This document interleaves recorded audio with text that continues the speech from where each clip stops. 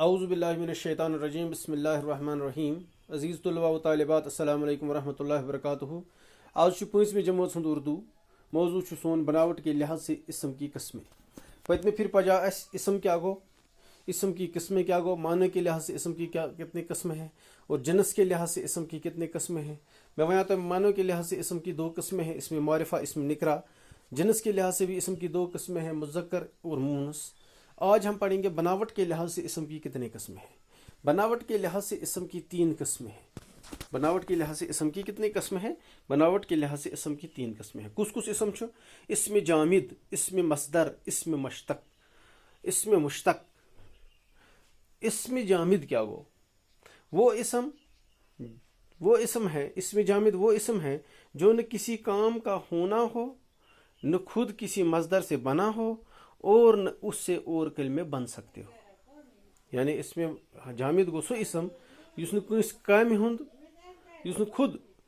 بلکہ کانٛہہ تہِ کٲم آسہِ یا یس نہ کُنہِ مصدر سۭتۍ بنیومُت آسہِ یا ییٚمہِ سۭتۍ نہٕ کانٛہہ کلمہٕ آسہِ بنیومُت مثلاً پتھر چوٗنا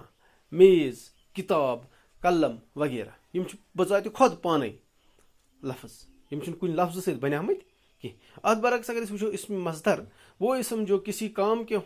نام کو زمانے کے تعلق کے بغیر ظاہر کرے ایسا اسم خود کسی کلمے سے نہیں بنتے ہیں لیکن ان سے بہت سے کلمے بنتے ہیں ان اسموں کے آخر میں نا ہوتا ہے مثلا لکھنا سمجھنا تیرنا کھانا اتھ نا پت کن دویم کت چھ کہ زمانہ سے ات کانٛہہ تعلق لکھنا یعنی کب لکھا ہے یہ چھُنہٕ کینٛہہ مےٚ ہسا لیوٚکھ راتھ مےٚ ہسا لیوٚکھ آز نہ تہِ چھُنہٕ کینٛہہ لکھنا یعنی لیوٚکھمُت سمجھنا سمجھُن تیرُن سرٛانٛٹھ وایِنۍ کھانا کھیوٚن مگر یہ چھُنہٕ پتہ کہ کر کھیوٚن کر تیرنا کب تیرنا ہے یہ چھُنہٕ اتھ پتہ یہ گو مصدر تُہۍ تھٲیِو یاد کہ بناوٹ کے لحاظ سے اسم کی کتنے قسمیں اسم کی 3 قسمیں ہیں جامد مصدر اور مشتق جامد کیا گو مصدر کیا گو یہز تعریف لچھمے اور انشاءاللہ پگہ کس